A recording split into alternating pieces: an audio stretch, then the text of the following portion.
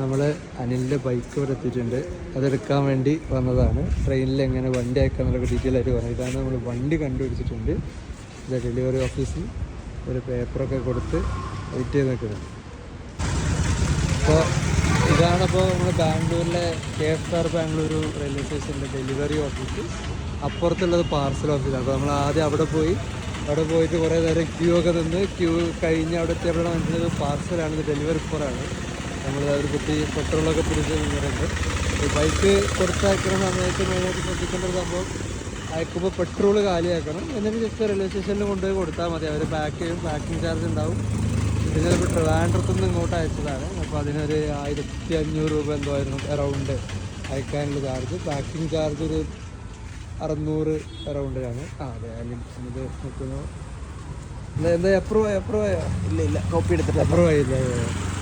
അത് വണ്ടി അയച്ച ആളുടെ ആധാർ കാർഡിൻ്റെ കോപ്പി എടുത്തിട്ട് വരാൻ പറഞ്ഞു. അങ്ങനെ പുറത്താക്കി. അങ്ങനെ സക്സസ്ഫുള്ളി നമ്മളെ വണ്ടി കിട്ടിയിരിക്കുന്നു. വണ്ടി കിട്ടിയ സന്തോഷത്തിൽ പാട്ടൊക്കെ പാടുന്നു. ഈ വണ്ടി അൺബോക്സ് ചെയ്താണ്. അതെ, ഞങ്ങളുടെ വണ്ടി അൺലോഡ് ചെയ്തുകൊണ്ടിരിക്കുന്നു. കവറിങ് ഊരി പെട്രോളൊക്കെ ഒഴിച്ച് തരുന്നുണ്ട് നമുക്ക് വേണ്ടിയിട്ട്.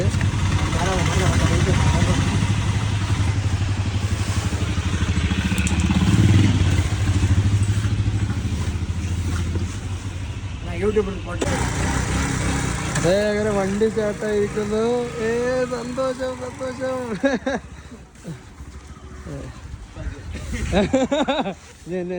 എൻ്റെ വണ്ടിയുടെ അടുത്തിറക്കും. എങ്ങനെയുണ്ട് റൈഡിങ് എക്സ്പീരിയൻസ്? എങ്ങനെയുണ്ട് പറയോ? വളരെ ചുരുക്കം വണ്ടി.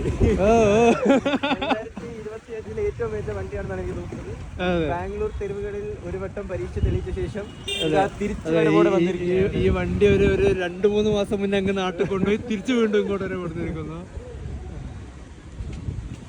അതെ, നമ്മളെ വണ്ടിയുടെ അടുത്തേക്ക് എത്തി. Happy riding.